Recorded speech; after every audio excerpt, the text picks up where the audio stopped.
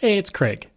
I just wanted to let you know that you can listen to Canadian History X early and ad-free on Amazon Music, included with Prime. Greetings and welcome to another episode of Canadian History X. If you like, you can support the podcast for as little as $3 a month. Just go to patreon.com/CanadaEHX. You can also donate to the podcast by going to CanadaEHX.com and clicking Donate. Don't forget, I have 3 other podcasts out there. From John to Justin, which releases every single Friday, Coast to Coast, which releases every single Thursday and only has 2 episodes left, and Canada's Great War, which releases every single Sunday. If you like, you can email me at craig@canadaehx.com. You can find me on Twitter. My handle is Craig Baird, CraigBaird, and I'm on Instagram at Bairdo37. In the interior of British Columbia, where Armstrong sits today, the land was occupied by the Indigenous for thousands of years as they moved through the land, following game and shaping the landscape. The Okanagan people were the primary Indigenous group that lived in the area, and they would first come across Europeans as fur traders arrived in the area in the 1700s, looking for the abundant furs found in the interior of British Columbia. In the late 1800s, some settlers would come into the area, including Alfred Postil in 1873, and he would build a sawmill in 1878 that had a capacity of 12,000 board feet of lumber per day. The sawmill would last for several decades and became an important part of this early community. In 1867, the O'Keefe Ranch was founded, and it would represent the beginning of European settlement in the Okanagan Valley. During that time, the Cariboo Gold Rush was going strong, and the demand for food for miners meant that there was a lot of business for the ranch. The ranch was founded by Cornelius O'Keefe, along with his partners Thomas Greenhow and Thomas Wood, after they drove cattle up to the area in June of 1867. From there, the ranch would grow, and by 1900, the ranch covered over 12,000 acres. Cornelius would be pressured to sell over time, and he finally would in 1907, but the O'Keefe family would stay on and ranch in the area, but on a much smaller scale. Cornelius would pass away in 1919, and his wife Elizabeth, followed by his son Tierney, would take over the management of the ranch. It was Tierney, along with his wife Betty, who made the decision to turn the ranch into a heritage site to celebrate the history of ranching in the area. They began to restore the buildings, brought in the blacksmith shop from down the road, and reconstructed the general store. That store had been the first post office in the entire Okanagan Valley. On June 16, 1967, Premier W.A.C. Bennett would officially open the ranch to the public in front of 1,000 people by cutting a ribbon. In 1977, the O'Keefes sold the buildings and artifacts and land to the Devonian Foundation, and the ranch was given to the city of Vernon. It continues to operate to this day and can be visited from Mother's Day to Thanksgiving each year. In the area, the Round Prairie School would be built through a community effort in 1885 and would have Thomas Ledoux as its first teacher. It would serve the area for several decades before the building was eventually taken over for government use. In 1892, the Shuswap Okanagan Railway was built through the area, and that would be the start of Armstrong. At the time, the entire community of Armstrong consisted of nothing more than a boxcar, which not only served as the train station, but the rail agent's house, and he was the only resident of this new community. One pioneer would say, quote, "Apart from the boxcar, there was just willows and swamp," end quote. Nearby, there was the community of Spalumcheen, which had been bypassed by the railroad. As a result, the residents of the community packed up everything, including the buildings, and moved everything to where the boxcar was, creating the community of Armstrong in the process. The community would be named for William Charles Heaton Armstrong, who had a private bank and issued bonds for the construction of the railroad. He would visit the community that was named for him in 1892, the same year it was established. One interesting note is that Anthony Heaton Armstrong, the great-grandson of William Charles, would visit the community in 2002 and officially open the Armstrong Fair. At the time, Anthony was living in England and had no idea a town was named for his great-grandfather. He would say, quote, "I was very surprised that there was a town in Canada named for my great-grandfather. I had never been told. I knew that he was a remarkable character, but I did not know all the details." End quote. Soon after the community was established, the Armstrong Hotel would be built. The first new house was built in the community by George Pratchett. The St. James Anglican Church was built in 1885, and when the community moved to the new location of Armstrong, that church was moved as well. That church stands to this day and is the oldest church in Armstrong, and you can visit it to relive the history of the community from 125 years ago. And while there have been some additions and changes, the church stands as it did in the 1890s today. In 1896, Bishop Dart of the Diocese of New Westminster would consecrate it and dedicate it to St. James. In 1903, the first pulpit was installed, and in 1927, a bell that had been made in 1797 in England was donated to the church and installed. I'd like to take a break away from the episode for a second to talk about ExploreNet. I spent most of my life living in rural areas in Canada, and I remember the days of dial-up internet and spotty high-speed service. For the past 3 years, I have been a customer of ExploreNet, and I can honestly say that it is the best rural internet I have ever had. My job as a podcaster means I spend a lot of time researching online, interviewing people over Zoom, and uploading content. Through it all, ExploreNet has provided me with excellent service. When I'm not working, I enjoy streaming content on several streaming platforms, and even doing some online gaming with a friend in Ontario. ExploreNet allows me to do all of that with ease. Right now, they offer up to 50 megabits per second on their new LTE network with unlimited data. Their service has only become faster and better since I first signed on. Today and beyond, ExploreNet is investing in building and upgrading the network at a rapid pace. ExploreNet is rural, and that is their route, and that is their focus. For more information about rural internet options in your area, go to explorenet.com or call 1-866-285-2253. In 1899, the provincial exhibition and stampede would be held for the first time in Armstrong. It was around this time that the farmers and settlers of the area created a tabletop show in order to show different species of livestock for comparison and to see which crops were superior, allowing farmers to adjust their next year's crop accordingly. Soon enough, this small tabletop show began to expand as settlers saw the benefits to it, and it would be moved to the fairgrounds to accommodate this growth.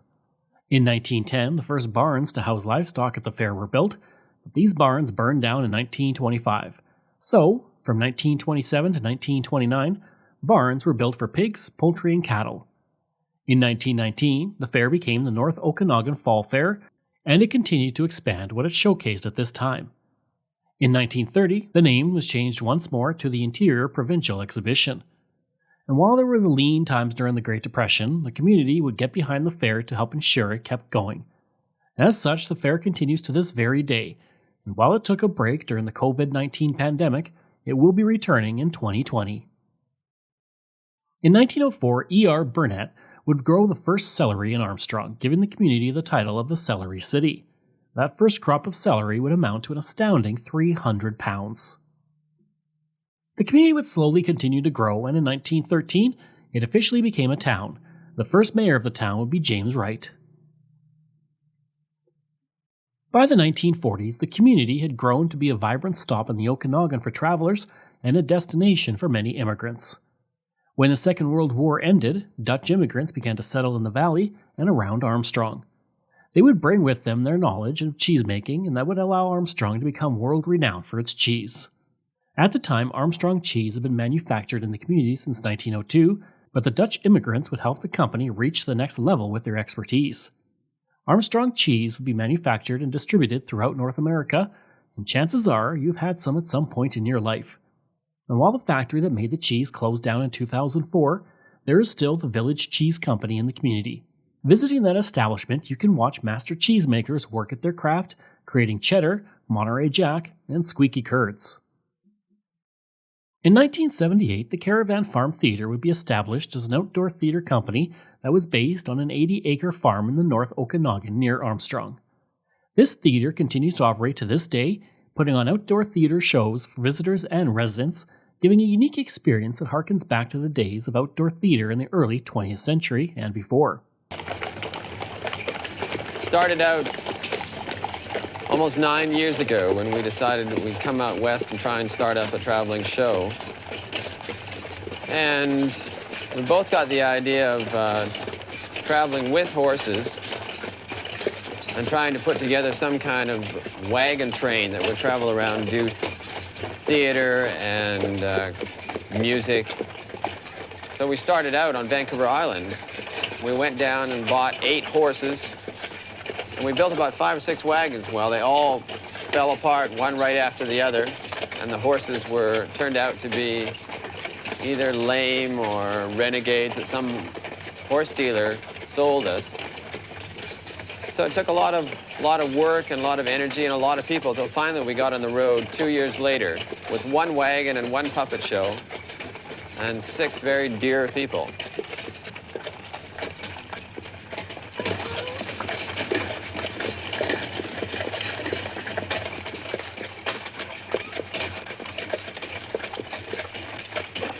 Scotty, walk now.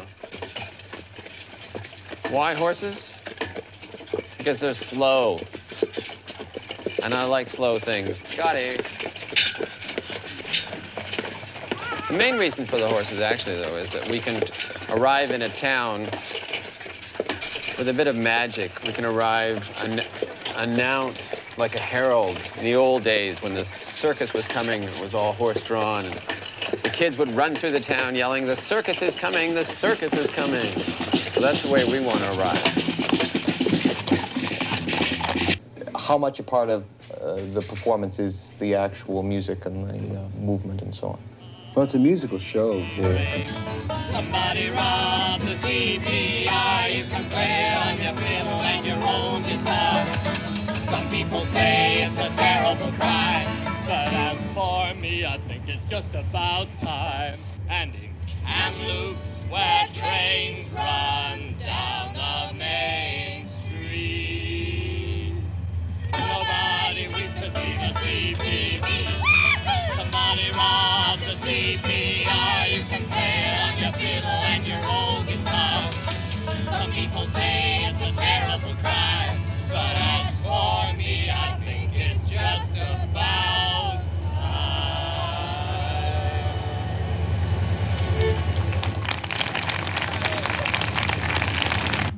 The Farm Theatre had actually been founded in 1972 in Montreal as a traveling puppet troupe until it found its permanent home in the Okanagan. If you would like to learn more, you can visit the Armstrong Palmachine Museum, which includes a replica railway station, schoolroom, general store, and blacksmith shop. You can also dig into the wheat bin and find many artifacts on display from the early history of Armstrong. The various exhibits and displays highlight those who lived and worked in Armstrong and the surrounding area, as well as the sports, agricultural, political, civic, and everyday history of the community. The museum itself has a history that dates back to an unfortunate incident. In the early 1970s, the residents of Armstrong found they were powerless to prevent a historic building from being demolished. In response, the Armstrong Palmachine Historical Society was formed in 1974, and that organization began to collect historical photographs. In 1983, the city of Armstrong offered society space in the machine storage building. That same year, the museum would open to the public, and it would then expand in 1988, and an art gallery was added. I hope you enjoyed that episode, rather short one, about the history of Armstrong. And if you did, please leave a rating and review. Tomorrow, I'm looking at the history of Oakbank. It's another short episode as I get these episodes out to get myself back on a proper schedule after traveling through Alberta in August at historical sites, and then doing 36 episodes in a row about every election in Canadian history on my podcast, From John to Justin. If you like, you can email me at craig@canadaehx.com. You can find me on Twitter. My handle is Craig Baird, CraigBaird, and I'm on Instagram at Bairdo37. As well, again, if you want to support the podcast, you can for as little as $3 a month. Just go to patreon.com/CanadaEHX. And you can donate to the podcast by going to CanadaEHX.com and clicking Donate. I'd also like to thank all of my wonderful patrons, and I apologize if I get any names incorrect. Colin Johnson, Katie Caldwell, Jeff Hershey, Kyle Murray, Steve Pakin, Matthew Gartho, Lionel Romaine, Dr. Bob Turner, an anonymous patron that I truly do appreciate, Randy Hayden, Doug Campbell, Reg W., Deborah Carlson, Francis Helbling, Nick Zinri, Shannon Marshall, Clinton Martinez, Dimitri Chauve, Aaron O'Hara Myers, Robert Dunseith, Todd Casey, Catherine Rawa, Luke S., JP Bear, Jason Hall, Phil Maynard, and Iris Gray. Thanks, and we'll see you again next time.